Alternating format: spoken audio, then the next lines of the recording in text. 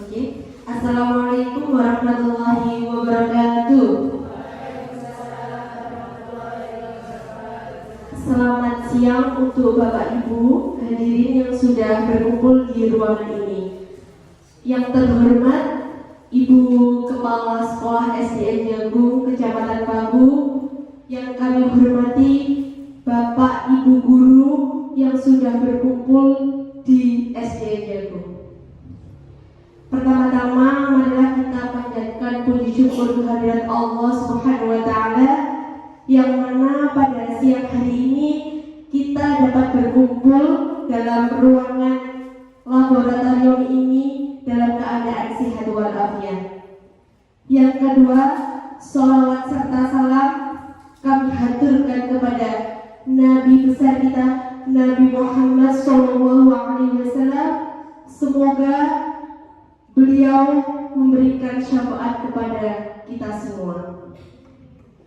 Bapak Ibu guru, pada siang hari ini panjenengan sedoyo diundang untuk mengikuti penerapan aksi nyata CGP Angkatan 10 Kecamatan Pagu. Nah, di sini nanti pada penerapan aksi nyata ini yang pertama pembelajaran dengan paradigma baru yang akan dihaturkan oleh Bu Uswatu. Dan yang kedua adalah pada disiplin positif nanti akan dijabarkan oleh Bu Uswatu Hasanah. Yang ketiga, kebutuhan dasar manusia yang akan dijabarkan oleh Bu Angga. Dan yang keempat, posisi kontrol nanti bagiannya Pak Mulus. Yang kelima, keyakinan kelas nanti saya sendiri. Dan yang keenam, segitiga restitusi nanti yang akan disampaikan oleh Bu Riri. Pada siang ini nanti Bapak Ibu guru diajak untuk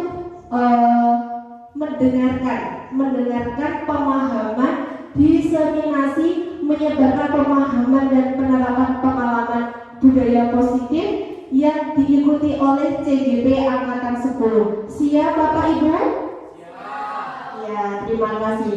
Nah, pada yang pertama kepada Bu Uswatun untuk memberikan pemahaman pembelajaran dengan paradigma baru. Kepada Bu Uswatun dipersilahkan.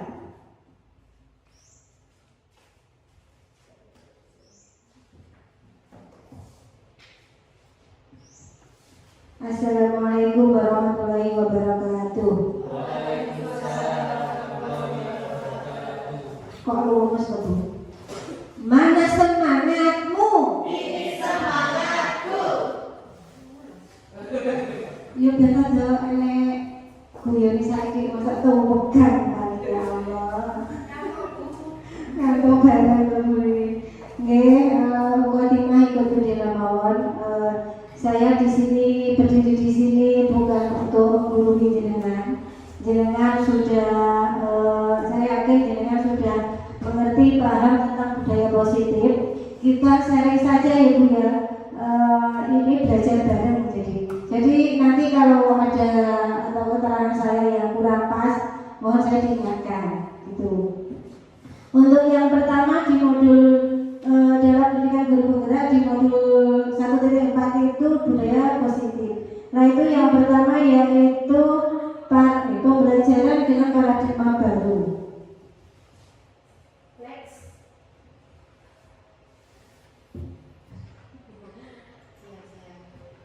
Oh iya, budaya positif dulu. Budaya positif, apa itu budaya positif Bu? Biasanya kalau budaya itu kebiasaan, ya kan Bu? Apa Bu kebiasaan? Kalau budaya itu kebiasaan, kalau positif yang baik-baik, itu yang intinya. Tapi ini penjabarannya, budaya positif di sini merupakan perwujudan dari nilai-nilai atau keyakinan universal yang diterapkan di sekolah. Di sini jadi wujud dari budaya positif nilai-nilai yang baik dan diwujudkan di sekolah. Budaya positif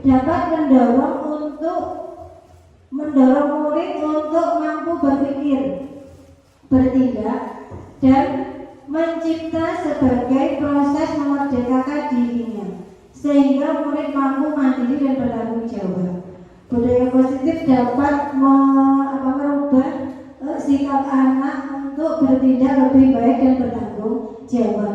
Dalam konsep ini, budaya positif terdiri dari beberapa bagian yang seperti sudah dijelaskan sama Bu Dila tadi, yaitu yang pertama perubahan atau pembelajaran dengan paradigma baru, dan yang kedua disiplin positif, yang ketiga kebutuhan dasar manusia, yang keempat motivasi perilaku manusia, yang kelima posisi kontrol guru, yang keenam keyakinan kelas, yang ketujuh segitiga restitusi. Saya baru dengar segitiga restitusi jadi pendidikan guru bergerak itu sebelumnya apa ya?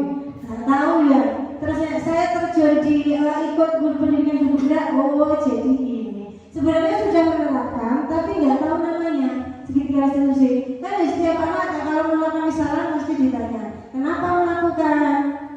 Terus bagaimana solusinya itu mesti, tapi nggak tahu namanya. Next. Untuk yang pertama sekarang, pembelajaran dengan paradigma baru. Pembelajaran dengan paradigma baru merupakan pembelajaran yang dirancang berdasarkan prinsip pembelajaran berdiferensiasi, sehingga para peserta didik belajar sesuai kebutuhannya berdasarkan tahap perkembangannya sesuai teori psikologi modern untuk mewujudkan profil pelajar Pancasila. Nah di sini pembelajaran saya tahu Ibu ya, pembelajaran di kelas itu bersifat klasikal dan banyak karakter anak yang berbeda-beda. Nah itu kita sama ratakan, jadi tidak ada kesenjangan. Lalu untuk itu apa kok disamaratakan? Untuk mewujudkan profil pelajar Pancasila. Profil pelajar Pancasila itu ada apa saja Bu? Yang pertama 6 dimensi. Iya, 6 dimensi. Yang pertama beriman dan bertakwa. Yang kedua bernalar kritis. Yang ketiga berkebinekaan global. Yang keempat mandiri, kreatif, betul. Dan diantaranya itu. Jadi untuk paradigma baru itu anak-anak harus disamaratakan, jangan dibedakan untuk mewujudkan profil pelajar Pancasila. Lanjut Pak Manus. Yang kedua disiplin positif. Disiplin positif di sini apa Bu pengertian disiplin positif? Pembiasaan yang baik. Disiplin itu pasti tepat waktu, tepat dengan waktu yang ada. Misal mengumpulkan tugas hari ini, nah itu tepat hari ini. Seperti kita bicara pada waktu Ludet harus kumpulkan. Saya pernah pengalaman saya pada waktu jurnal refleksi yang pertama itu nggak tahu. Nah ternyata di WA sama Bu Niken langsung kemudian dibaca, langsung ngedep laptop, buka laptop jam berapa? Jam 11 malam Bu. Keadaan puasa, wis mari jam 12 itu numpuk. Ternyata bagaimana Bu? Telat saya di WA Pak Mas Bu, santai pripun iki kelewat ya Pak. Akhirnya bagaimana? Ya saya kumpulkan, entah nilainya seperti apa, pokoknya saya kumpulkan. Itu termasuk bukan disiplin Bu, karena saya tidak tahu pada waktu itu. Nah, setelah saya mempelajari yang modul 1.4, ternyata di sini juga ada disiplin positif. Nah, disiplin positif dengan pengertiannya pembiasaan hal yang baik, mencakup sikap atau perilaku maupun tutur kata oleh seluruh warga di sekolah, terutama bagi murid agar dapat berkembang menjadi pribadi yang kritis, mandiri dan bertanggung jawab. Ini ada kaitannya dengan profil pelajar Pancasila tadi, yaitu ada mandiri, kritis, bertanggung jawab, semua sudah mencakup ini. Terus sebagai pendidik, tujuan kita adalah menciptakan peserta didik yang memiliki disiplin diri sehingga mereka berperilaku mengacu kepada nilai-nilai kebajikan universal dan memiliki motivasi dalam diri menuju perubahan perilaku ke arah yang lebih baik. Dalam disiplin positif ini anak harus memiliki dari dirinya, Bu. Jadi dari diri, bukan dari orang lain. Misal begini, saya mematuhi peraturan, tapi nanti kalau tidak mematuhi saya dihukum. Nah itu jadi ekstrinsik. Kalau intrinsik, misal saya memakai helm, nah nanti kalau tidak memakai helm, kalau ada apa-apa, misal ya nggak ada yang mau ibu yang kecelakaan, itu kan apa namanya kepala itu, bentor apa-apa itu, nah itu apa disitu dari intrinsik. Jadi tahu mana yang mana yang baik untuk dirinya. Nah itu yang disiplin positif itu yang diharapkan bertanggung jawab dan mandiri kritis berdasarkan dari hatinya, bukan paksaan atau dari orang lain. Dalam melaksanakan disiplin positif itu pasti seseorang siswa itu mempunyai kebutuhan dasar. Dalam hal ini nanti kebutuhan dasar akan disampaikan oleh Bu Aga. Waktu dan tempat kami hadirkan kepada Bu Jogani selaku moderator. Dari saya akhiri. Assalamualaikum warahmatullahi wabarakatuh. Terima kasih Bu. Kasih tepuk tangan dulu kepada Bu. Jadi kita sudah tahu ya tadi pembelajaran sesuai dengan paradigma baru dan disiplin positif sudah disampaikan oleh Bu Us. Dan untuk materi yang ketiga akan disampaikan oleh Bu Angga. Kepada Bu Angga dipersilahkan.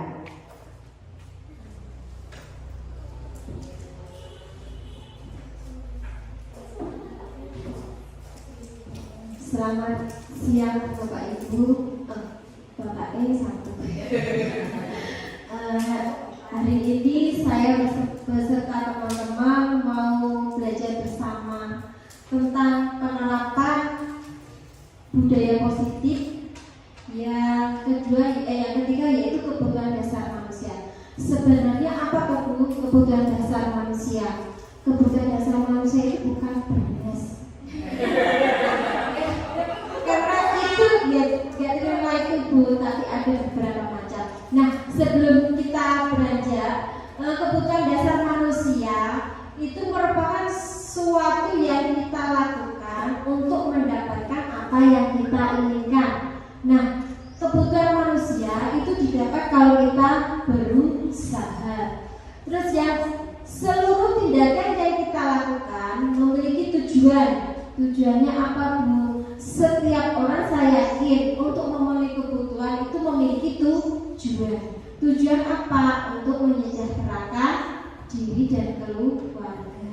Betul Pak Mus? Terus semua usaha terbaik yang kita lakukan agar kebutuhan dasar kita terpenuhi dengan baik. Usaha-usaha yang kita lakukan, saya yakin jenengan melakukan yang terbaik untuk memenuhi kebutuhan di dalam keluarga. Nah, lanjutnya Pak Nus.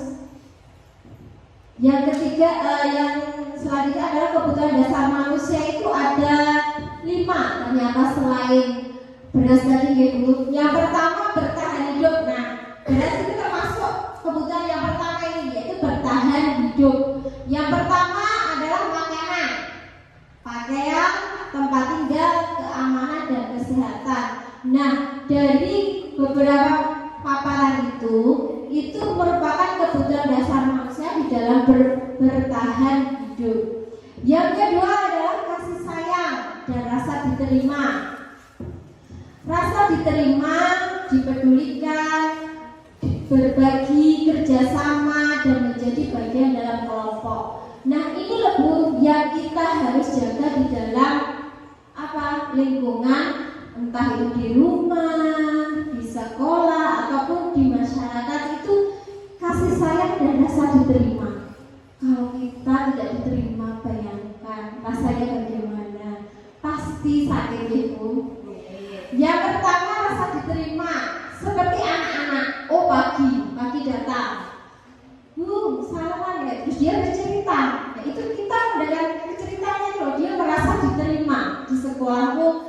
saya diperlakukan baik oleh Bapak Ibu guru. Jujur bocah ibu saya ini wes wah guru repot. Nah, itu merupakan apa rasa yang menyakitkan anak ya. Dia termasuk tidak dipedulikan atau tidak diterima di dalam sekolah. Terus yang kedua dipedulikan seperti nyapu sampai kok gak pakai sepatu, kok gak pakai kaos kaki. Nah itu merupakan rasa kepedulian kepada anak-anak Bu. Nah itulah yang membuat anak-anak senang nanti ketika masuk ke dalam sekolah atau kelas, sehingga anak-anak nyaman bersama kita. Yang ketiga adalah berbagi, entah itu berbagi dalam positif, yang berbagi ilmu atau berbagi apapun, itu adalah mengajarkan kepada anak-anak untuk saling berbagi. Yang keempat kerjasama. Nah kerjasama di dalam organisasi atau kelas tentunya sangatlah perlu kerjasama. Tanpa kerjasama tidak akan berjalan. Dan menjadi bagian dari kelompok. Nah ini merupakan kerjasama. Setelah kerjasama akan terjadi dalam hubungan di dalam kelompok. Yang ketiga adalah penguasaan harga diri, keinginan untuk dianggap, memimpin, berprestasi, diakui dan didengar. Nah ini loh nanti yang apa Bu kita inginkan sebenarnya, tapi tetap apa melihat situasi. Oh aku harga diri, aku tuh jumbo buku, aku tuh jumbo aku juga masih tidak ada seperti itu. Kalau kita di dalam organisasi, entah itu kita mengajarkan kepada anak, itu mulai dari diri kita sendiri.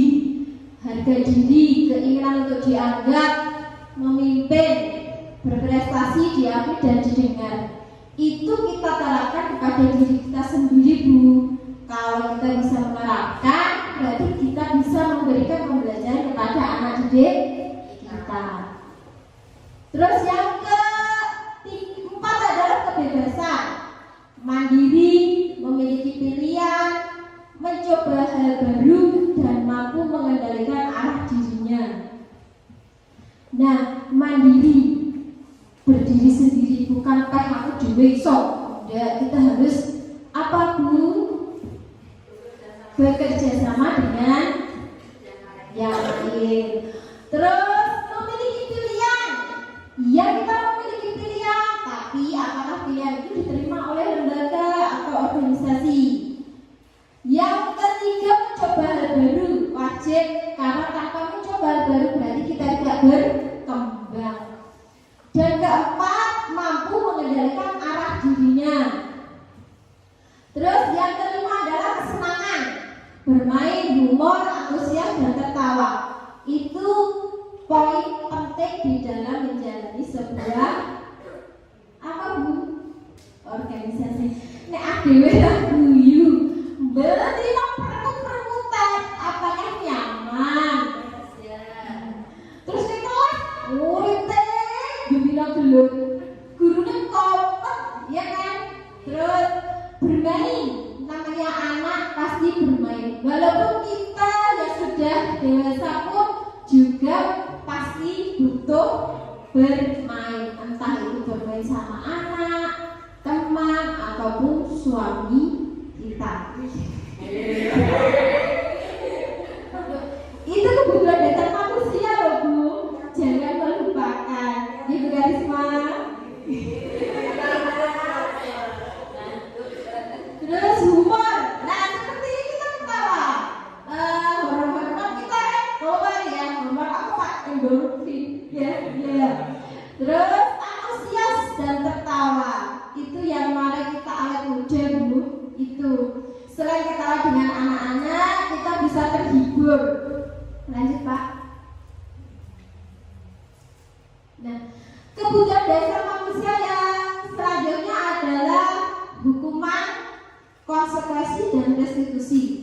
Pasti kita adalah lembaga di mana kita bersama anak didik setiap hari mesti ada aja masalah yang timbul. Nah, hukuman itu tidak terencana atau tiba-tiba.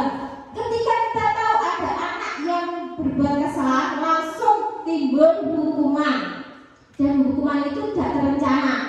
Yang kedua, murid tidak tahu apa yang akan terjadi. Dan ketiga, bersifat larang, bersifat satu arah. Dan yang terakhir berupa hukuman atau fisik atau psikis. Kalau hukuman itu sebenarnya di dalam pendidikan guru penggerak tidak dianjurkan ya, karena akan membuat dendam, biasanya dendam, marah, sehingga hukuman itu kalau bisa ditiadakan.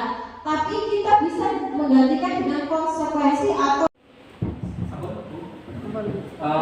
saya ulangi lagi ya. 5 posisi kontrol berikutnya yaitu tentang guru sebagai pembuat rasa bersalah. Nadanya biasanya itu memelas, terus halus, sedih, tapi menusuk murid. Jadi bahasanya itu membuat murid itu tidak nyaman. Bahasa teguh merapat pada anak dan lesu. Jadi dikasuskan seperti ini, Adi, kamu ini bagaimana? Kamu sudah berjanji dengan ibu tidak akan terlambat lagi. Kamu kenapa ya senang sekali mengecewakan ibu? Ibu benar-benar kecewa sekali sama kamu. Nah, kondisi-kondisi seperti itu membuat murid ini seolah-olah apa yang dilakukan itu salah, dan itu membuat ada rasa trauma pada murid itu ketika melakukan hal itu yang sebenarnya itu normal. Dan kita pun juga melakukan itu, terlambat, rame, atau bermain dengan temannya, membuat kesalahan dengan murid, sesama murid, bertengkar, itu normal.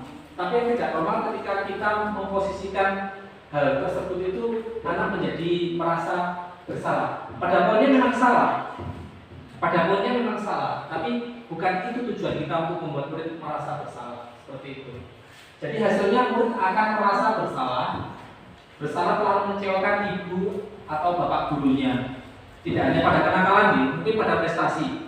Yang biasa mungkin juara OSN, O2SN, MS2SN itu ternyata turun, kalah dengan desa sebelah mungkin. Itu langsung kayak merasa anak itu dibebani. Padahal tidak. Tujuan kita tidak membuat anak-anak itu merasa bersalah. Dan apalagi di pendidikan khusus, anak kami tidak mungkin berkompetisi dengan anak umum. Maka bagaimana caranya membuat anak kami tidak merasa bersalah dengan ketunaannya? Maka kami memberikan keterampilan hidup bagi anak-anak untuk mandiri kelak di waktu dewasa. Itu yang saya sampaikan kepada anak-anak dan rekan guru, bahwa anak jangan diorientasikan untuk berkompetisi dengan temannya atau anak umum, tapi dia dikembangkan sesuai dengan minat dan bakatnya. Monggo lanjut Bu. Yang selanjutnya sebagai teman. Nah, ini yang kadang kita tuh mencari win-win solution atau cari menang-menangi. Jadi di sini nadanya itu ramah, akrab, bercanda, bahasa tubuh. Bahasa tubuh itu merapat pada murid, mata dan senyum jenaka. Sebenarnya ini tidak salah, tapi dari sini itu ada muncul sisi negatif dari kontrol guru seolah seperti temannya. Padahal kita di dunia pendidikan, guru itu adalah among seperti itu. Nah, seperti contohnya seperti Adi, ayolah, bagaimana sih kamu? Kemarin kamu sudah janji ke bapak ibu, bukan kenapa terlambat lagi, sambil tertawa. Jadi seolah-olah itu hal normal itu. Jadi ngobrolnya itu seperti sama teman. Ya sudah, tidak apa-apa, duduk dulu sana, nanti Pak Guru bantu. Sambil tertawa lagi atau tersenyum. Bagaimana perasaan murid dengan sikap guru seperti ini? Dari hasil pengamatan, murid akan merasa senang dan akrab dengan guru. Benar, murid akan akrab dan dengan guru tersebut. Iya, benar. Nah, ini termasuk dampak yang positif, bagus. Dampaknya bagus bagi anak itu. Jadi tidak ada gap sama gurunya itu. Jadi anak itu bisa diajak komunikasi. Hanya saja di sisi negatif murid menjadi tergantung pada guru tersebut. Bila ada masalah dia merasa bisa mengandalkan guru. Jadi guru dibuat ramai. Ketika ada masalah saya akan konsultasi sama beliau yang ini yang saya buat nggak bisa move on dari guru ini. Selalu merasa aman jika konsultasi dengan guru tersebut. Dan ini jarang sekali guru sebagai teman ini terkadang menurunkan marwah seorang guru. Jadi guru dalam hal ini akan kehilangan harga dirinya. Peran guru itu kurang disegani sama murid seperti itu. Gimana bilang?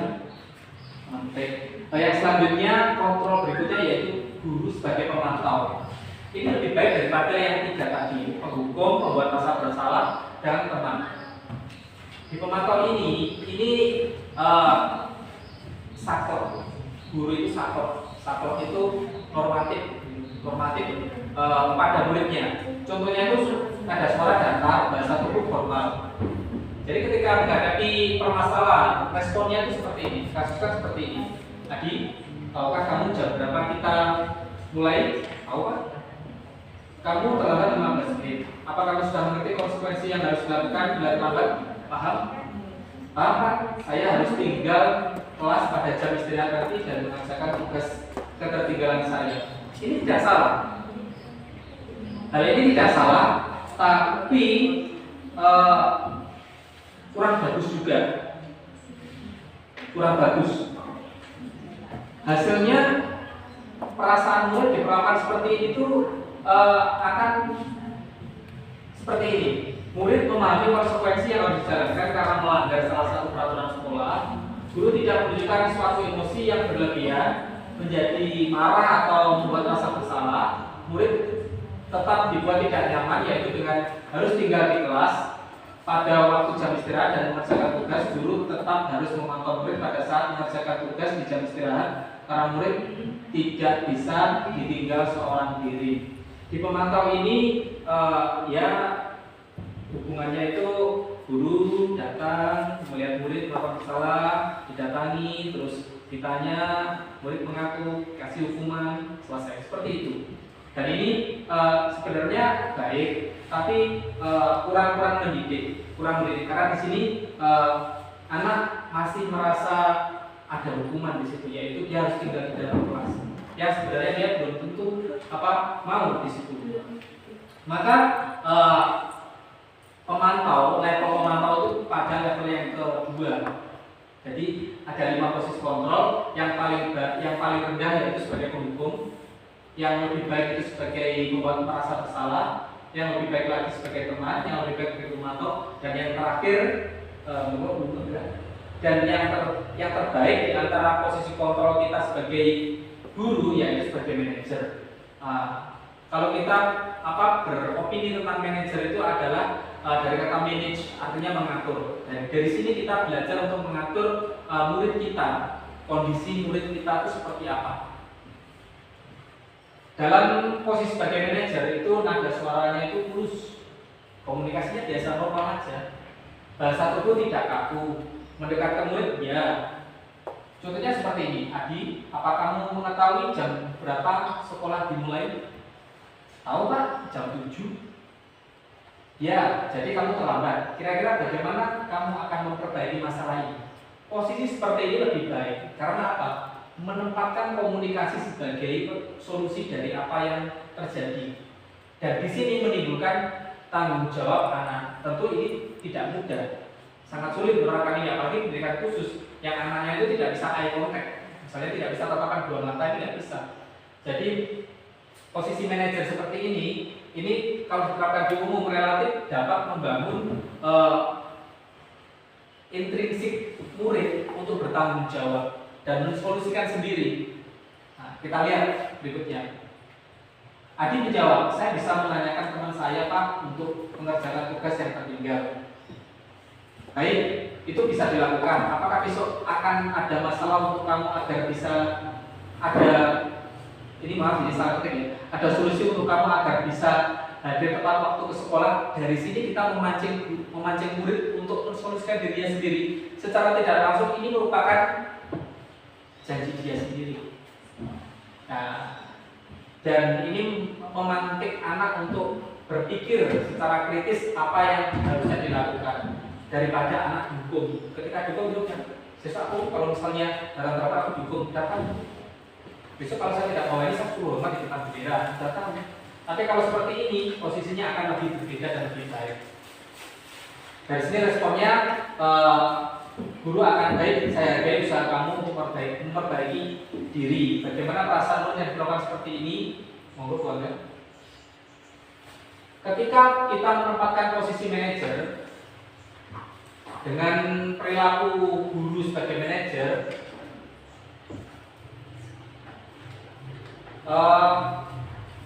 murid fokus ada pada murid, bukan membahagiakan guru. Jadi guru memancing murid untuk bertanggung jawab secara intrinsik dari dalam dirinya sendiri. Murid sudah mengetahui adanya suatu masalah, jelas dia mengatakan bahwa ya saya melakukan itu.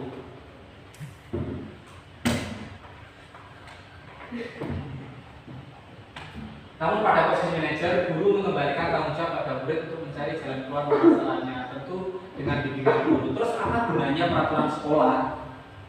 Ya, peraturan sekolah itu sebenarnya itu dalam pandangan di 5 posisi kontrol itu memang tetap jadi aturan utama yang dijadikan pedoman ya. Tapi sebelum meranjak ke situ, kontrol guru itu perlu didahulukan. Jadi ketika dihadapkan dengan permasalahan, murid itu tidak langsung berbenturan dengan peraturan yang ada. Misal ketika berantem langsung panggil orang tua, belum tentu. Anak itu kalau dihubungkan dengan kebutuhan manusia, bisa jadi anak tadi ketika berangkat dari rumah itu sudah bermasalah, atau mungkin dia dimarahi sama orang tuanya ketika di rumah, terus ke sekolah berimbas kepada teman-temannya karena ada kebutuhan yang tidak terlayani di rumah tadi, ya kesenangan mungkin. Jadi kita harus mengkombinasikan ini, dihubung-hubungkan seperti itu. Jadi di antara 5 posisi kontrol yang paling baik itu ada 3: manajer, pemantau, sama teman. Hindari yang pembuat rasa bersalah sama penghukum, karena itu tidak dianjurkan dan sangat fatal misalnya itu dilakukan. Kalau misalnya sampai hukumannya sampai ekstrim gitu, sampai keliling lapangan, ada yang saya pernah dengar sampai pingsan seperti itu. Nah, itu sangat tidak dianjurkan. Nanti buatkan. Terus contoh lain penerapan 5 posisi kontrol. Nah ini kalau misalnya kita sebagai penghukum, contohnya seperti ini, berdiri dengan sebelah kaki di depan kelas, atau mungkin disuruh keluar, kamu keluar aja, kamu nggak bisa ikut pelajarannya Pak Mus. Itu penghukum. Padahal anaknya ini tadi mau belajar, dia mau memahami materi yang kita akan ajarkan seperti itu. Tapi karena kita langsung sebagai penghukum, ya anaknya udah harus jadi korban dan terus membuat rasa bersalah. Kesekian kali bapak ibu sudah mengingatkan kamu, senang ya melihat ibu terus-terusan bertindak seperti ini. Jadi seolah-olah anak itu tidak ada harga dirinya. Lanjut Bu. Nah yang contoh penerapan yang berikutnya yaitu sebagai teman. Nah ini persuasif, ayo dong kamu kerjakan tugasnya, nanti kalau kamu sudah selesai kita main games. Nah ini bagus tapi tidak lebih baik. Terus sebagai pemantau, nah ini normatif seperti yang saya sampaikan tadi, bahwa di guru sebagai pemantau ini ya normatif menjalankan role tugasnya seperti itu. Dan yang terakhir Bu, ini sebagai manajer. Nah ini contoh penerapannya yaitu apakah kamu tahu kesalahanmu, jadi dia akan mengoreksi dirinya sendiri. Terus keyakinan sekolah apa yang kamu langgar, keyakinan dimaksud ini adalah peraturan, dan apa yang akan kamu lakukan untuk menyelesaikannya. Ini akan memunculkan atau memetik rasa tanggung jawab seorang murid. Berikutnya Bu Angga. Nah sekarang dari apa yang saya sampaikan, untuk mengurangi rasa lelah, ya lelah di siang ya. Dan rasa ngantuk sedikit, kira-kira posisi kontrol apakah aku ini ketika saya menyampaikan seperti ini? Saya kecewa sekali dengan kamu. Apakah kalian tahu apa Bu Angga? Pembuat rasa bersalah. Ya, benar. Kita lihat apakah benar? Pembuat rasa bersalah. Jadi anak diposisikan bersalah gitu. Saya kecewa dengan kamu, saya gak senang dengan kamu, saya benci dengan kamu. Nah itu konsep. Ya kita itu ada di dunia pendidikan seperti itu. Kita menghadapi murid-murid yang konsep. Kondisinya itu variatif. Fase mentalnya juga variatif gitu ya. Yang berikutnya, sekarang ini posisi kontrol apakah aku? Kamu tidak pernah benar melakukannya. Sekarang keliling lapangan 3 kali. Jadi bagaimana Bapak Ibu sekalian? Hukum? Coba agar kita lihat. Benar sekali. Dari sini ada hukuman yang disampaikan dan ini. Tapi kontekstual kalau diterapkan sama guru PJOK tidak salah gitu. Karena ketika anak-anak itu waktu kegiatan olahraga dan hukum keliling lapangan itu masih linear dengan olahraga. Jadi di situ ada posisi kontrol guru olahraga. Nah, olahraga kan juga bergerak. Tentu guru akan melihat seberapa kuat muridnya gitu ya. Tidak sprint lapangan 10 kali kan sampai. Mampu baca tuh. Yang berikutnya kontrol apakah aku? Kira-kira bagaimana kamu akan membagi masalah ini? Kira-kira apa? Posisi kontrol apa ini? Kira-kira bagaimana kamu akan memperbaiki masalah ini? Apa ini? Pemantau. Monggo pemantau silakan. Teman. Monggo. Kita belajar bersama. Manajer. Monggo. Dari sini kita memantik sesuatu. Kira-kira bagaimana kamu akan memperbaiki masalah ini? Kita coba lihat sama-sama. Benar sekali manajer. Jadi antara manajer, pemantau dan teman itu relatif tipis-tipis gitu. Yang tipis hatiku. Berikutnya posisi kontrol apakah aku? Ayolah, lakukan. Ini yang friendly sekali ya. Jadi ini murid dan guru kayak gak ada bedanya. Ayolah. Padahal kita ini sebagai among. Monggo kita lihat sama-sama Bang. Benar sekali Bang. The last one. Posisi kontrol apakah aku? Kamu terlambat 15 menit. Apakah kamu sudah mengerti konsekuensi yang dilakukan bila terlambat? Pemantau, benar sekali. Ini adalah posisi pemantau. Pemantau itu normatif ya, peraturannya ini lakukan, kerjakan seperti itu. Berikutnya Bangga. Terima kasih Bapak Ibu sekalian, amanah yang disampaikan kepada saya sepertinya sudah cukup dan saya berterima kasih bisa menyampaikan materi tentang 5 posisi kontrol. Amanah berikutnya saya kembalikan kepada moderator Ibu Dela dari SDN Jadong. Terima kasih Pak Nus. Kasih tepuk tangan dulu kepada Pak Nus yang membantu. Oke, yang selanjutnya yaitu tentang keyakinan kelas. Nah, pada materi keyakinan kelas ini akan disampaikan oleh saya sendiri. Bentar ya.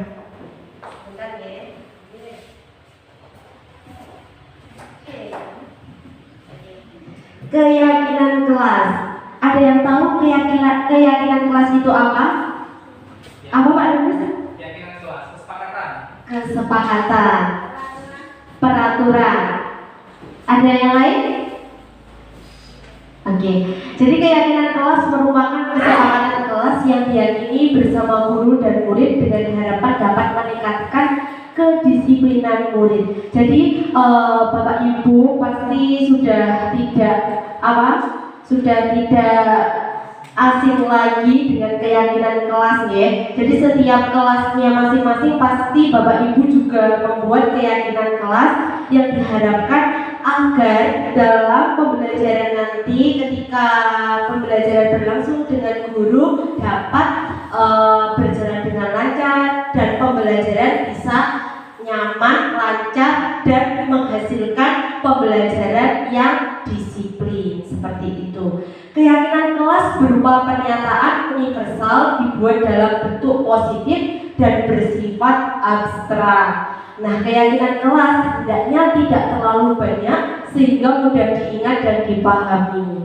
Contohnya di kelas 1 saya membuat keyakinan kelas untuk anak-anak. Jadi sebelum pembelajaran, anak-anak saya ajak kesepakatan apa yang kita buat sebelum pembelajaran ini berlangsung. Jadi biar pembelajaran ini bisa bisa diterima dengan baik oleh anak-anak. Selanjutnya, semua warga kelas ikut berkontribusi dalam pembuatan keyakinan kelas lewat kegiatan mengutarakan pendapat. Jadi keyakinan kelas ini tidak semata-mata kita yang membuat, namun kesepakatan kita bersama anak-anak. Jadi cara merumuskannya seperti ini. Ajak para siswa untuk mengutarakan atau kesepakatan apa yang dia inginkan dalam pembelajaran yang akan dia anut. Contohnya, dengan mendengarkan harapan mereka, maka ia dapat merumuskan keyakinan pembelajaran yang relevan dan memotivasi. Contohnya gini, kita semua bisa belajar dengan dia saling mendukung sama lain dan menghargai oleh teman-teman yang lain. Nah, di sini juga sudah diterangkan setiap anggota kelompok yaitu belajar kelas.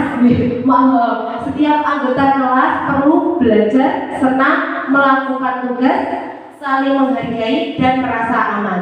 Jadi ini seperti keyakinan kelas yang sudah saya terangkan di kelas 1. Jadi anak-anak ketika pembelajaran berlangsung, ketika guru menjelaskan, anak-anak harus mendengarkan. Selanjutnya saling menghargai. Jadi ketika ada teman-teman yang berpendapat, teman yang lainnya harus mendengarkan dan menghargai pendapat yang sudah diutarakan oleh temannya.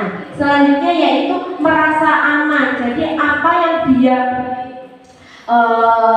utarakan, apa yang dia inginkan, itu dia merasa aman dengan yang diharapkan oleh dirinya. Jadi guru semata-mata mengiyakan kesepakatan apa yang akan diyakini nanti kita sepakati bersama-sama dalam pembelajaran tersebut.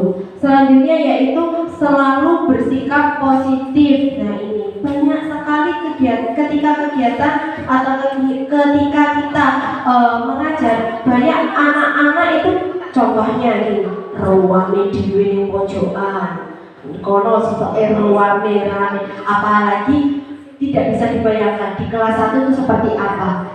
Iya, jadi ada yang menangis, ada yang pensilnya hilang, ada yang contohnya nggak mau menulis karena dari rumah dia sudah murung, nggak mau sekolah. Nah, itu gimana anak-anak biar tidak terjadi kejadian-kejadian seperti itu. Makanya itu, jadi setiap kita untuk memulai pembelajaran, kita buat keyakinan kelas atau kesepakatan kita bersama anak-anak. Contohnya tadi harus ada sanksi juga. Jadi nanti yang ketika Budira untuk mengajar pembelajaran ini, nanti yang ngobrol sendiri dikasih apa, contohnya harus apa. Nah, itu harus harus dibuat biar apa? Biar pembelajaran juga tidak tersumbat tersumbat ya, seperti itu. Selanjutnya yaitu senantiasa menjadi diri apa, Bu? Diri terbaik apa itu? Selanjutnya ada ya, percaya dan menutupi apa itu?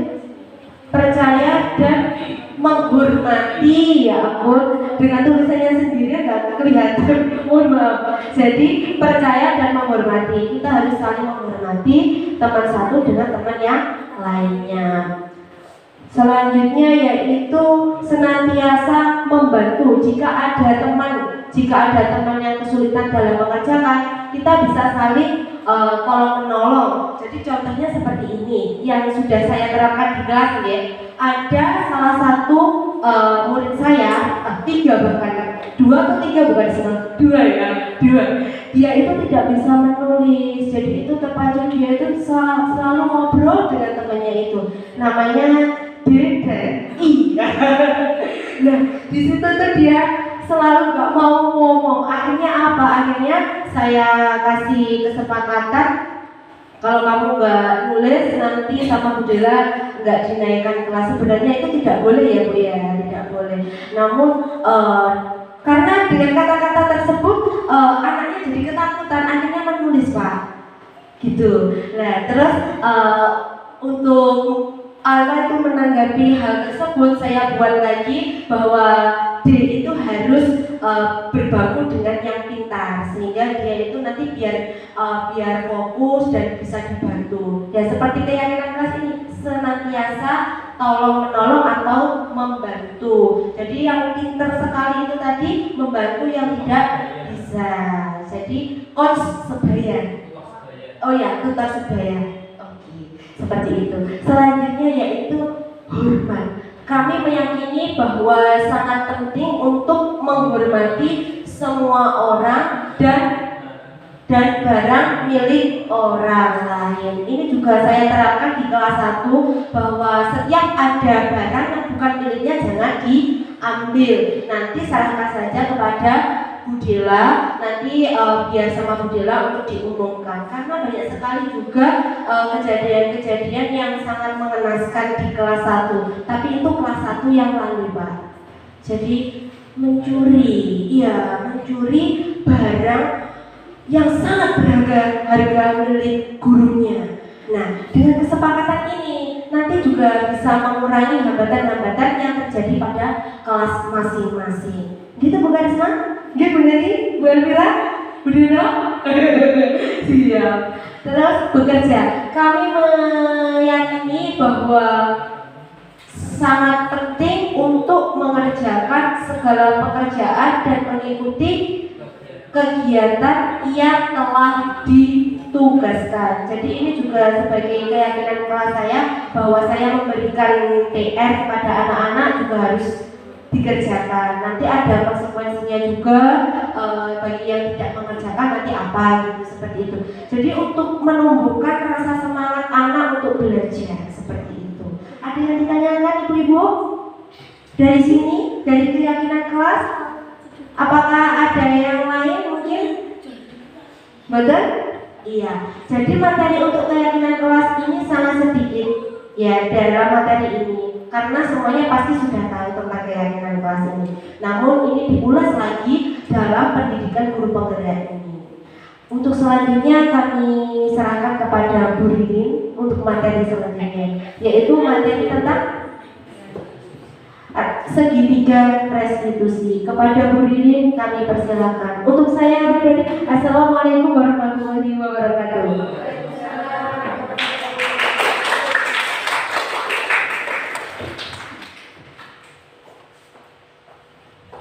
Terima kasih Bu Dela. Untuk melanjutkan materi karena sudah siang, kita juga sudah capek, ngantuk, bosan. Kita langsung saja ya untuk menyingkat waktu. Di sini yang ketujuh adalah segitiga restitusi. Segitiga restitusi adalah suatu proses dialog yang dijalankan guru atau orang tua agar dapat menghasilkan murid yang mandiri dan bertanggung jawab. Segitiga restitusi membantu murid memiliki tujuan, disiplin positif, dan memperbaiki diri setelah berbuat salah. Restitusi bukan untuk menebus kesalahan, namun untuk belajar dari kesalahan. Di sini sebenarnya kita itu sejak pertama kita menjadi guru itu sebenarnya sudah menerapkan semua ya Bapak Ibu. Tapi kita itu nggak paham itu masuk mana. Itu entah masuk ke segitiga restitusi, menstabilkan identitas, terus menanyakan keyakinan, validasi tindakan yang salah. Sebenarnya semuanya itu kita sudah melakukan. Tapi karena kita nggak paham jadi ya, oh berarti aku harus melakukan itu ya. Dan setelah teman-teman dan saya sendiri mengikuti guru penggerak baru paham, walah yang tak lakoni itu ternyata masuk di sini. Nah, di sini segitiga restitusi adalah suatu proses dialog yang dijalankan guru atau orang tua agar dapat menghasilkan murid yang mandiri dan bertanggung jawab. Nah, ini maksudnya dijalankan guru dan menghasilkan murid yang bertanggung jawab itu yang bagaimana ya? Kata-kata apa ya? Anak berbuat salah. Tadi yang dikatakan dari awal sebagai penghukum kita nggak boleh langsung mengejas anak. Awakmu salah.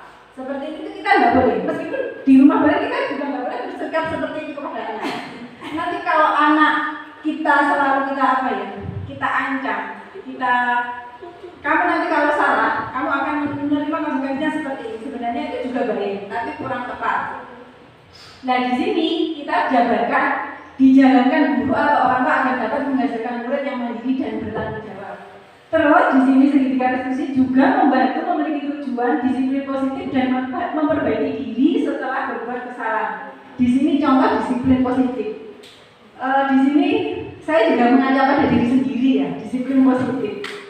Kalau dulu waktu saya di Tengger 1 itu kan termasuk baru beberapa bulan, dekat juga dengan rumah. Ya, kalau boleh jujur sih, sebenarnya untuk disiplin saya malah kendor, mungkin meremehkan. Allah aku cedek, seperti itu. Nah, saking teledornya, ini buat pengalaman ibu yang sudah melakukan stres ya. Saya itu sudah berkali-kali dipanggil dinas karena stres. Stres saya diblokir karena sudah ganti HP sebanyak 5 kali. Sebenarnya bukan 5 kali, hanya 3 kali. Tapi di sana sudah tercantum untuk 5 kali. Sebenarnya HP saya sendiri, bukan HP orang lain. HP saya sendiri, cuma dulu waktu di SD Lembaga Lama kan jauh, sekitar 13 kilo. Saya HP di sana meninggalkan 1, terus akhirnya saya pindah ke lembaga yang terdekat, saya tarik, otomatis kan di sana kan sudah off. Nah, pada saat saya ada keperluan, saya minta tolong, saya meninggalkan HP juga di sekolah yang baru ini, terus dia diabsenkan teman. Berarti disiplinku kurang positif ya kalau seperti itu. Ya, gitu kok. Menerapkan ke muridnya. Dan ini sekarang saksinya 4 anak ini murid saya kelas 5. Saya ajak ya karena ya kita membantu, kita minta tolong karena kita bukannya ditunggu. Ini adalah kewajiban yang harus dilaksanakan karena kita sudah terjun ke guru penggerak. Guru penggerak itu katanya itu kalau kita datang ke guru penggerak itu kita tersesat di jalan yang apa?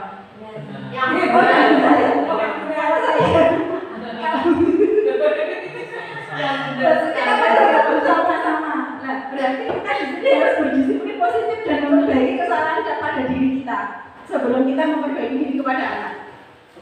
Sebenarnya itu saya itu di lembaga baru ya pakai juga karena yang saya ajar kelas 5 itu gurunya sebelum ada 1 semester sudah ganti 4 kali. 4 saya 4 kali guru sebelum ada 1 semester terakhir saya. Nah itu anaknya luar biasa. Jenengan tanya mereka berempat itu, luar biasa mereka itu. Saya sampai gini, ya punya kowe itu jadi tak apa nih sih. Bu Riri kurang sabar tahu. Sampai saya seperti itu, saya merefleksikan diri, apakah saya kurang, terus mungkin agak sedikit diremehkan, kan juga seperti itu. Gurunya kan seperti itu, sampai segitunya. Terus memperbaiki dari kesalahan juga. Masuk Bu Riri salah atau tidak? Kadang dalam hati, ya mungkin salah ya dalam menyampaikan apa. Terus anak-anak sebenarnya sudah saya beri kayak budaya tadi yang disampaikan budaya kesepakatan kelas. Dulu itu sudah saya buatkan, tapi karena ketumpuk-tumpuk pekerjaan, istilahnya ini kita hanya membagi. Saya nggak sambat, saya hanya membagi.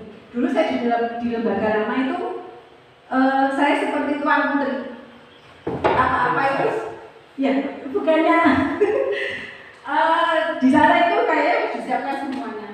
Begitu saya pindah ke Tengger, saya harus dihadapkan. Iya, dihadapkan ya dengan pekerjaan yang harus dibebankan ke saya. Tapi ya saya terima kasih, bukannya saya malah jadi pinter. Yang dulu IT saya memang sebenarnya jujur sih, IT saya itu 0, kalah kalau dibandingkan budaya dan teman-teman yang lain. Karena apa? Karena di lama itu ya itu tadi kayak seolah-olah kayak dibodohkan, semuanya dihandle oleh operator. Seperti itu. Nah istilahnya keluarkan dan macan, lakukan dan ngambek. Tapi tidak seperti itu. Saya harus memperbaiki diri. Saya juga harus memperbaiki diri setelah berbuat salah. Di sini sebenarnya kita juga harus menerapkan pada diri kita, nggak ke anak juga. Pada diri kita itu juga kita harus menerapkan seperti itu. Nah, sekarang yang bawah yaitu restitusi, bukan untuk menebus kesalahan, namun untuk belajar dari kesalahan. Nah, di sini kita harus belajar dari kesalahan yang kita berbuat sebelum kita kembali ke anak-anak. Apa tuh salahku? Kalau anak-anak berbuat seperti ini, misalkan bocah kok tak omongi A sampai Z kok gak dibuku, apakah ada yang salah pada diri saya? Itu untuk merefleksikan diri saya. Itu saya Sampai itu saya ajak meditasi, Bapak Ibu. Anak-anak saya ajak meditasi karena saya juga penekun yoga. Saya ajak meditasi, cari meditasi. Bu piye Bu Jana? Ikuti arahan guru. Terus sekarang karena ya saya karena tugas di modul 1.4 ini tugasnya luar biasa, terus belum PMM sampai saya mengerjakan. Ya itu malah kalender untuk meditasi. Yang penting bocah itu malah gimana? Yang penting gue masuk kayak tugas tulis. Malah akhirnya apa ya? Saya malah disiplinku prosot lagi. Nah, semoga nanti setelah kita sebagai teman-teman, saya tidak menggurui, tapi saya ini berbagi pengalaman. Nah, untuk mengkondisikan anak yang ramai itu, saya ajak meditasi itu 1 minggu sebenarnya sudah saya kontrol, saya pegang. Anak-anak harus malu. Tapi bosan itu kok yang balik mana? Apa yang ini namanya anak, dunia anak? Apakah seperti itu? Nah itu loh, hujan-hujan itu loh, udah berbalik. Next Pak Mus. Ya, di sini menstabilkan identitas. Berbuat salah itu manusiawi. Tidak ada manusia yang sempurna. Bapak Ibu juga pernah melakukan kesalahan seperti itu. Bapak Ibu tidak tertarik mencari siapa yang salah. Bapak Ibu ingin mencari solusi dari permasalahan ini. Kamu berhak merasa begitu. Nah, di sini kita sebagai pendidik di filosofi KHD, guru itu selain mendidik kan juga menuntut. Bocah itu tak gawe tak tuntun nanti bisa berhasil atau tidak. Misalnya anak kalau sudah berhasil kan kita bangga. Misalnya alumni itu nyambangi guru SD. Entah itu dia misalnya sudah berhasil atau belum. Pada saat kita sudah memposisikan, di sini muridku saya gaji seperti ini. Terus pada saat kita jalan, pun di sini muridku bangkulan ke sana. Nah, tidak ada manusia yang sempurna. Di sini kita patut bersyukur bahwa kita masih diberi kesehatan, diberi kesempurnaan. Seperti anak didiknya Pak Nunus, kalau Pak Nunus di SLB kita nolongso kalau melihat mereka. Kita diberi keturunan, diberi keluarga yang sempurna, yang sehat, itu kita itu harus bahagia, harus selalu bersyukur. Terus kalau kita dihadapkan seperti di lembaganya Pak Nunus, aku bayangnya aku pun soy. Lalu bocah yang normal lain saya kendalikan saja, saya kadang saya tidak bisa. Apalagi yang berkebutuhan khusus. Terus Bapak Ibu juga pernah melakukan kesalahan seperti itu. Nah, di sini kita juga harus mengoreksi diri sebelum mengejas seseorang, mengejas anak. Ojo langsung ditindas, kowe salah, kowe bener, jangan seperti itu. Terus Bapak Ibu tidak tertarik mencari siapa yang salah, tapi ingin mencari solusi dari permasalahan juga. Kalau anak sudah melakukan kesalahan, itu kita itu mencari solusi bagaimana penyelesaiannya. Seperti itu Bapak Ibu. Terus kamu berhak merasa begitu. Next, Panus. Validasi tindakan yang salah. Di sini kamu pasti punya alasan mengapa melakukan itu, padahal kamu bisa melakukan yang lebih buruk dari dirinya. Kamu patut bangga pada dirimu sendiri karena kamu telah melindungi sesuatu yang penting buatmu. Nah, di sini anak atau kita melakukan kesalahan itu pasti ada alasan.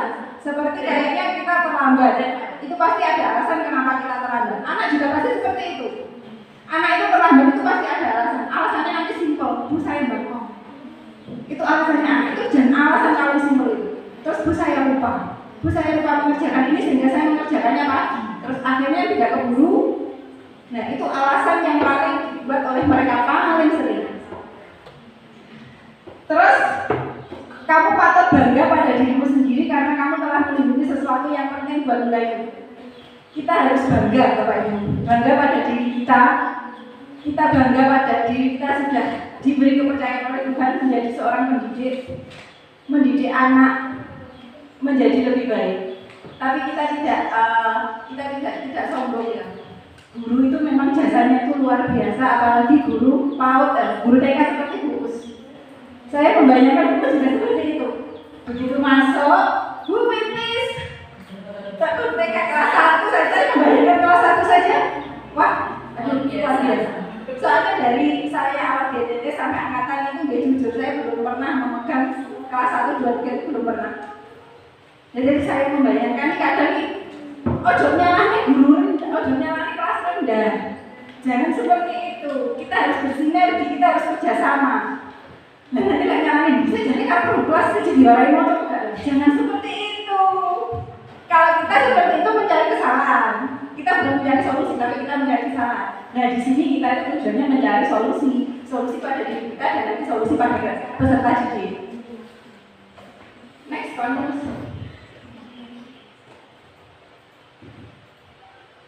Sekarang menanyakan keyakinan. Apa keyakinan kelas kita? Nilai-nilai apa yang telah kita sepakati? Seperti apa gambaran kelas yang ideal menurut kamu? Kamu mau jadi orang yang seperti apa? Nah tadi seperti dipaparkan oleh Bu Dela tentang keyakinan kelas. Di sini dipertegas lagi. Keyakinan kelas itu dibuat untuk apa? Terus disepakati. Kesepakatan setelah keyakinan dibuat, nanti kalau kalian melanggar, kalian menerima konsekuensi logis apa? Terus seperti apa gambaran kelas yang ideal menurut kamu? Kelas kalau sudah disepakati, kamu itu kelasmu ini ingin jadi apa? Kan itu kelas yang ramai, kelas yang gaduh, kelas yang kotor. Itu yang bisa membawa itu adalah anak-anak dan kita sebagai guru kelas.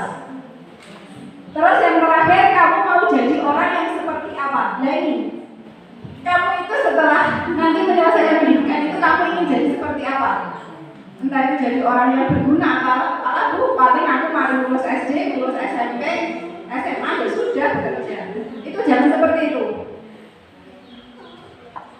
Kalau bisa ya kalau mampu, misalnya katakanlah orang tuanya memuliakan, tapi kita tidak terpacu untuk memuliakan anak enggak.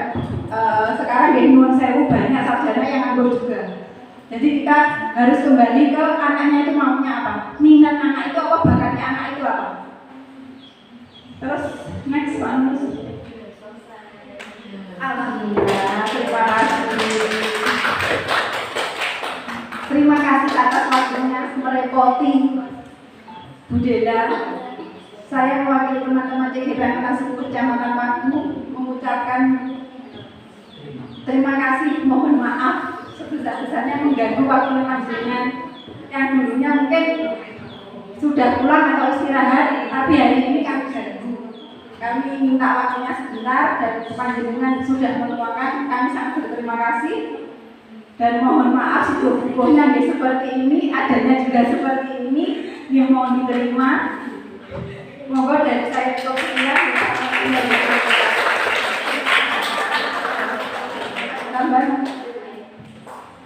Terima kasih disampaikan. Terima kasih Bu Rini.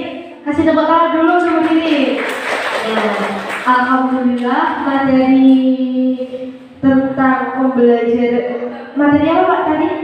Budaya positif sudah selesai dijabarkan oleh Ibu Bapak Guru CGP Angkatan 10 untuk sesi yang terakhir yaitu tanya jawab. Nah di sini nanti Bapak Ibu bisa bertanya yang sudah dipaparkan tadi. Ada yang bertanya Bu? Mungkin dari budaya positif ini ada beberapa yang mungkin belum begitu paham atau mungkin butuh contohnya. Bisa lah. Bisa ya Bu? Bisa Bangga, nanti bisa dibantu untuk menjawab Bu Angga, Bu Lili, Pak Nunus, dan Bu Us. Apakah ada yang ditanyakan?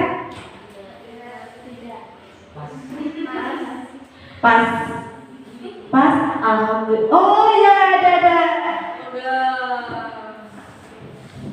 Sebentar sama-sama biasa dari mana? Kenalkan saya Bu Elvira dari SDN yang Kecamatan Paku. Di sini saya akan bertanya bagaimana cara menerapkan budaya positif yang dapat diterapkan oleh anak-anak secara terus-menerus. Terima kasih. Jadi pertanyaan dari Bu Elvira tadi, bagaimana cara untuk menerapkan budaya positif pada anak yang bisa diterapkan anak tersebut secara terus-menerus, tidak lupa Pak. Jadi Monggo yang lainnya bisa bertanya lagi, monggo langsung dijawab oleh Bu Ririn, Bu Angga, Bu Us atau Pak Nunus nih, monggo. Monggo. Pak Nunus, ya.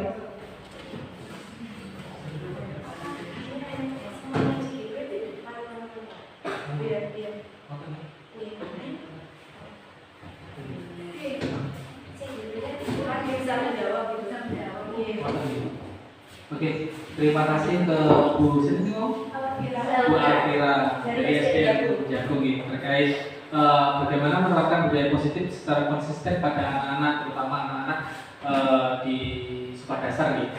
Kebetulan saya kan di Dikmen, Dinas Menengah. Dinas Menengah itu namanya provinsi. Nah, berarti kami kan khusus ya Bu.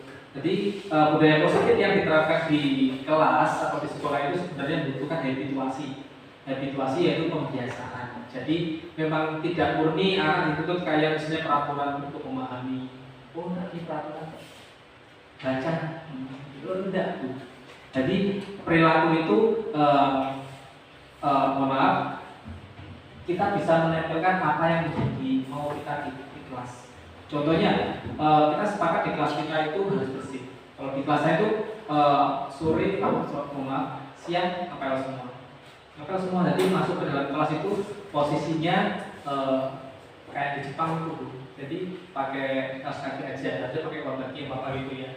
Jadi kelas anak-anak itu kan dingin gitu ya, diceker gitu Bu. Itu diperbolehkan sama dinas ya, saya sudah konsultasi. Terus pembelajarannya itu tidak akademik Bu, pembelajarannya tidak akademik, tapi non akademik, vokasi gitu. Jadi di kelas itu boleh eksperimen. Kita mau praktik nyata. Jadi kalau mengajarkan matematika itu pakai langsung barangnya, misalnya ada banyak Bu, setengah kilo. Kalau banyak kan tempur ya. Gitu. Nah, terus itu ada jagung, gele itu banyak itu. Dulu saya buat es krim gitu. Jadi enaknya di saya itu seperti itu. Jadi pembelajarannya itu nggak untuk anak-anak kamu harus apa sih pos tangan nggak kayak gitu, aljabar level berapa kalkulus enggak seperti itu. Jadi seperti itu salah satu kemauan di kelas saya seperti itu. Terus bagaimana dengan kondisi kelas? Saya ketika pembelajaran dimulai semuanya memperhatikan guru. Nah, terus salah satunya lagi anak pengen dengar. Jadi kalau misal ada yang usul gitu ya, anak yang praktek kan biasanya sering usul harus ada seperti itu keyakinan kelas yang perlu ditempel dan itu diterapkan. Nah, salah satu caranya itu harus konsisten. Ya. Konsistensi itu muncul dari diri sendiri, terutama saya sebagai guru dan meyakinkan murid. Murid itu harus didampingi seperti itu. Dan ini bisa dibawa ke komunitas belajar di kelas, di sekolah. Nah, kombel itu tidak membahas RTP Bu. Misalnya caranya jenengin margin dan 2,5 enggak seperti itu. Cara memasukkan materi ini bagaimana? Tidak seperti itu. Kombel itu membawa materi permasalahan atau kegelisahan di kelas itu atau sesuatu yang baik di dalam kombel, dipraktekkan di situ, disolusikan di situ, seperti itu. Jadi untuk konsistensi tadi yaitu hubungannya sama habituasi dan dituliskan itu. Kalau diingat-ingat biasanya gampang lupa. Itu dari saya. Monggo kalau mau mampir di lembaga kami bebas Bu, tidak dipungut biaya. Sekolah kami gratis, malah disumbang sama sekolahnya. Seperti itu yang bisa saya sampaikan. Monggo mungkin ada dari sini yang mau menjawab. Monggo. Mungkin ada yang mau ditanyakan dari ibu-ibu yang bisa mungkin. Ini tadi lengkap, ada dari ibu muda, ada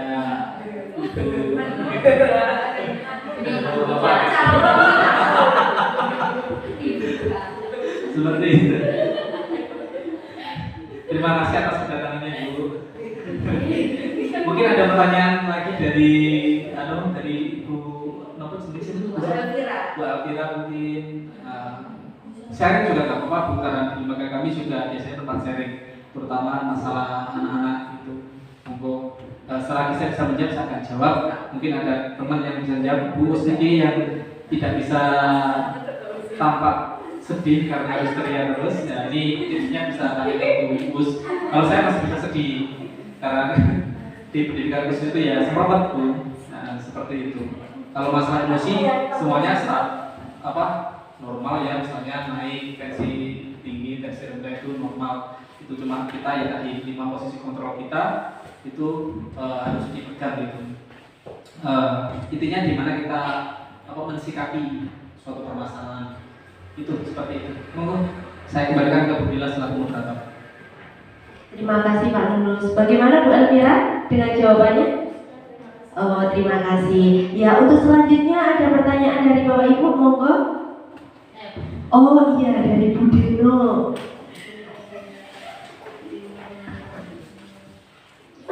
Terima kasih waktu yang diberikan. Saya ingin bertanya Bapak Ibu, Pak Yunus sama Bu Angga, juga teman-teman yang lain. Kita sebagai guru mungkin sedikit banyak mengetahui tentang segitiga restitusi. Nah, pertanyaan yang akan saya sampaikan, bagaimana kita menanggapi sikap kita yang sudah terlanjur tidak menggunakan segitiga restitusi? Terima kasih. Mohon dijawab sama yang menyampaikan materi.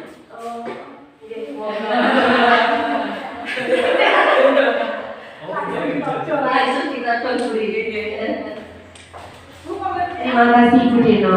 Ya, jadi pertanyaannya tadi dari Bu Deno yaitu bagaimana sikap kita sebagai guru jika ada murid kita yang salah, terus kita tidak menggunakan langkah segitiga restitusi seperti itu. Karena sedikit banyak itu ada guru yang belum mengetahui atau paham tentang segitiga restitusi. Seperti itu ya Bu Deno? Oh iya. Terima kasih. Saya akan mencoba menjawab. Di sini saya juga belajar tidak menggurui. Sebenarnya dari dulu itu kita itu sudah melaksanakan segitiga restitusi, tapi kita kurang paham itu masuk mana. Itu seperti itu. Terus kalau kita tidak menggunakan segitiga restitusi sebenarnya juga nggak masalah. Yang penting pada saat kita menyelesaikan masalah itu membuat anak nyaman, tidak trauma atau dendam pada diri kita. Terus kita sebagai pendidik itu juga kita tidak merasa menjadi penghukum. Terus nanti sampai ada anak sampai dendam sama gurunya seperti yang dikatakan oleh Pak Nunus tadi waktu masih entah nanti di pendidikan yang mana, kurang paham tadi soal Pak Nunus juga tidak menceritakan, wah awas guru kalian. Dan sampai sekarang itu masih terngiang-ngiang sama guru tersebut. Nah, sebenarnya apa itu kita nggak usah terpacu aku harus menggunakan segitiga restitusi, enggak kan tidak semua guru gendong sewu, semua guru tidak memahami, terus juga tidak mengikuti CGP. Terus misalnya gini, kalau kita harus memahami segitiga restitusi, harus itu tidak seperti itu. Kita sudah melaksanakan segitiga restitusi, tapi kita kurang memahami bahwa itu kita sebenarnya sudah melaksanakan. Seperti itu Ibu, mungkin jawaban kami seperti itu, mewakili teman-teman seperti itu. Kurang lebihnya saya mohon maaf. Ya mungkin kalau ada tambahan buat teman-teman kok menyempurnakan jawaban saya, monggo. Sudah. Jadi jawabannya seperti itu Bu Deno ya. Jadi tidak terpacu semuanya itu diselesaikan dengan langkah segitiga restitusi, karena sedikit banyak juga guru belum memahaminya. Karena kita juga tidak tahu bahwa yang sudah kita lakukan itu adalah segitiga restitusi. Seperti itu. Bagaimana Bu Deno untuk jawabannya? Terima kasih Bu Deno. Kasih tepuk tangan dulu. Monggo mungkin ada pertanyaan yang lain Bapak Ibu. Ini waktunya kurang 5 menit lagi.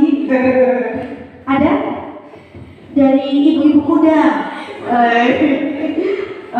Ada? Boten? Boten. Oke.